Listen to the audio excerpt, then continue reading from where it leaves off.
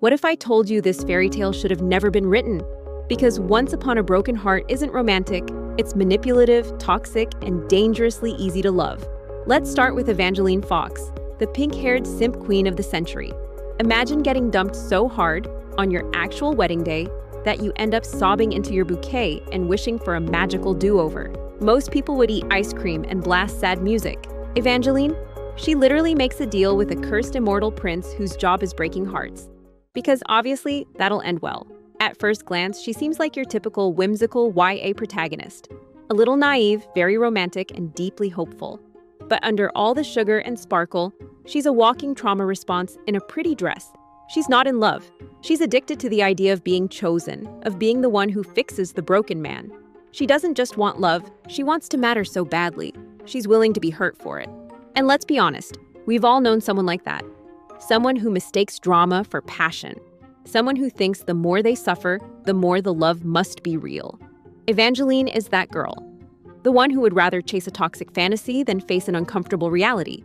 Her decisions don't come from strength, they come from fear. Fear of being ordinary, fear of being alone, fear of not being special enough to be the exception. The irony? She thinks she's writing her own fairy tale, but she's just starring in someone else's tragedy. And just when you think she's finally learned her lesson, when you think she'll walk away from the emotional wreckage with her dignity intact, she dives back in, head first. Let's talk about Jax, the cold, cruel, charming Prince of Hearts, the red flag in a velvet coat. He doesn't walk into scenes. He glides in like a warning sign. Do not touch. Will emotionally destroy you. And yet, somehow, the fandom is obsessed with him. Because he's not just a bad boy. He's a beautifully written bad decision. He flirts like he's bored, kisses like it's a weapon, and disappears right when you need him. Twice.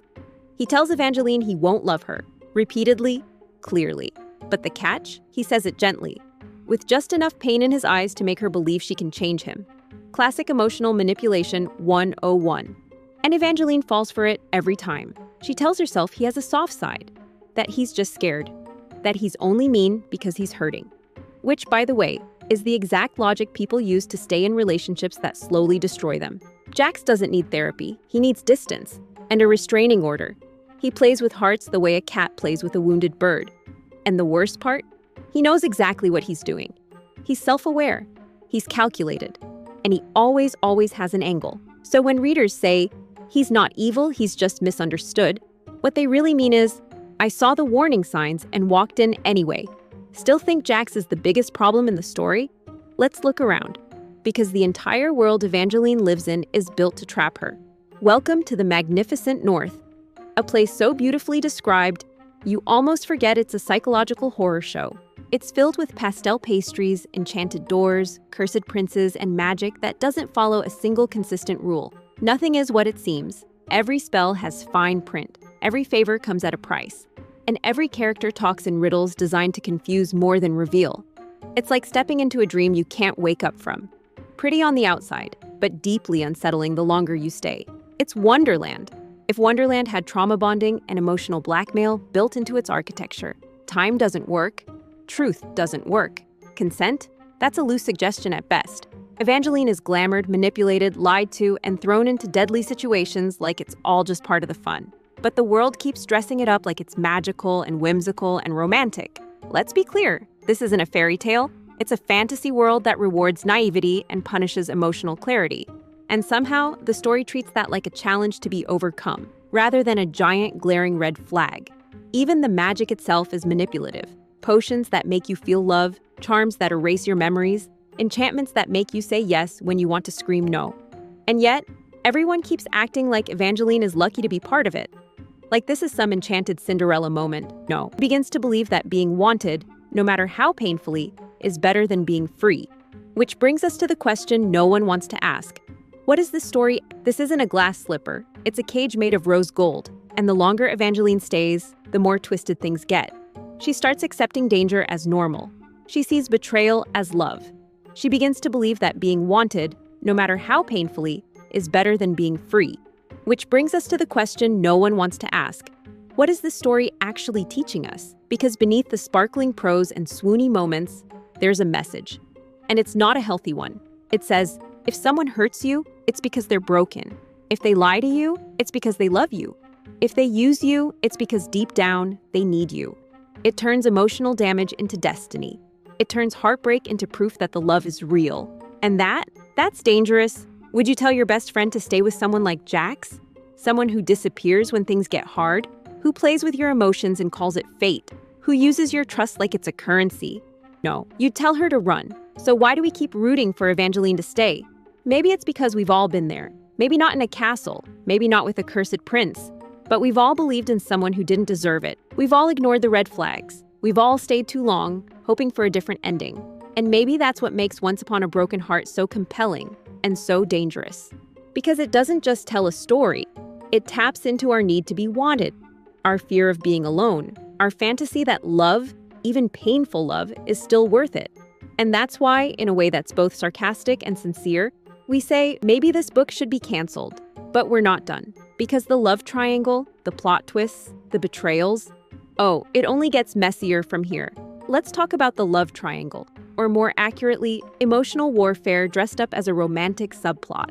Because just when Evangeline starts to distance herself from Jax, another charming distraction enters the scene. Apollo, the golden prince, the dream boy, the one who, on paper, seems like the safer option. And for a minute, you almost believe it. You think, okay, maybe now she'll be treated right. But here's the problem. Apollo is just another illusion. He literally gets cursed to fall in love with her. His feelings aren't real. They're chemically induced. And instead of questioning that, Evangeline leans into it. She wants the fairy tale so badly, she's willing to accept counterfeit affection if it means someone finally chooses her. And then, plot twist, Jax curses him again. Because what's a good love triangle without a little magical brain damage? This isn't romance. This is manipulation Olympics. And Evangeline is the prize they're fighting over, not a person with agency. She becomes a pawn, again, passed back and forth between two men who view her as a symbol, a trigger, or a way to unlock their own power. Neither of them truly sees her. They see who they want her to be, and she, still clinging to the fantasy, keeps letting them. So we're left with a heroine trapped between a cursed prince who emotionally tortures her and a glamored royal whose love isn't even his own. And somehow, this is supposed to be the stuff of dreams? This isn't a triangle. It's a toxic circle. But maybe the real villain in this story isn't Jax, or Apollo, or even Evangeline. Maybe it's the idea of fate itself. Because fate, in this world, is an excuse, a get-out-of-consequences-free card. It's used to justify every betrayal, every manipulation, every lie. People don't make choices. They follow prophecies, they fulfill destinies. They fall into curses like it's gravity. And worst of all, fate removes accountability. Jax doesn't hurt Evangeline because he's cruel. He does it because it's his fate. Evangeline doesn't sabotage herself because she's desperate. She does it because she believes fate is guiding her. It's like no one is responsible for anything. As long as the stars said it was meant to be, it doesn't matter who gets crushed along the way. But that's not love. That's not destiny. That's just blame dressed in poetry. The more you think about it, the more disturbing it gets. Because fate becomes a weapon. It's used to keep Evangeline in line, to silence her doubts, to make her feel chosen when she's actually being controlled.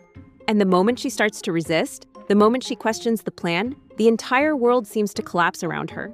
She's punished for wanting clarity, for wanting truth, for wanting love that doesn't come with a price tag.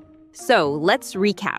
We've got a heroine with abandonment issues, a prince who confuses pain with passion, a cursed fake boyfriend, a magical world built on lies, and a destiny that gaslights everyone into obedience. But wait, there's more. Because right when the story should be winding down, when it feels like we've finally hit a resolution, bam, another plot twist, and another, and another. It's like the author couldn't stop, like the book got addicted to shocking you. One betrayal turns into 2, then 3. Suddenly, no one is who they said they were. The bad guys might be good, the good guys might be dead. And the entire foundation of the story crumbles because there's no emotional payoff, just chaos disguised as cleverness. It's storytelling whiplash. You don't feel excited anymore. You feel tired. The kind of tired that hits after binging too much reality TV and realizing none of it mattered. Even Evangeline starts to break. She's exhausted, disillusioned, still pretending to be strong, but you can feel it. She's cracking under the weight of a plot that won't give her room to breathe. And in the middle of it all, Jax comes back. Because of course he does. Not with growth, not with change, but with more vague promises and haunted eyes and cryptic half-truths designed to pull her back in. And Evangeline still hopes, still aches, still waits, because the real heartbreak in this story isn't the one Jax caused. It's the one Evangeline keeps choosing. But maybe that's the point. Maybe Once Upon a Broken Heart isn't meant to be a love story. Maybe it's a cautionary tale in disguise, because it shows you what happens when you trade boundaries for butterflies, when you confuse being wanted with being loved, when you think pain means passion and control means destiny. And honestly, maybe that's why it hits so hard. Because deep down, we've all been Evangeline. We've all ignored the signs. We've all fallen for the version of someone we created in our heads. We've all held on too long, hoping the fairy tale would win. But unlike her, we get to close the book. So, should Once Upon a Broken Heart be canceled? Not exactly. But maybe it should come with a warning label, or a therapist. Or at the very least, a note that says, please don't romanticize emotionally unavailable men, no matter how pretty they are. Because in the end, it's not about hating the book. It's about seeing it for what it really is. A beautifully written mess. A glitter-coated trauma bond. A fairy tale that forgot what happy endings are supposed to feel like. And if you loved it, that's okay. If it broke you, same. But now that you've seen the cracks, don't pretend they're gold. Because no matter how magical it looks, heartbreak isn't romantic. It's just heartbreak. And we deserve better stories than that. See you in the next video.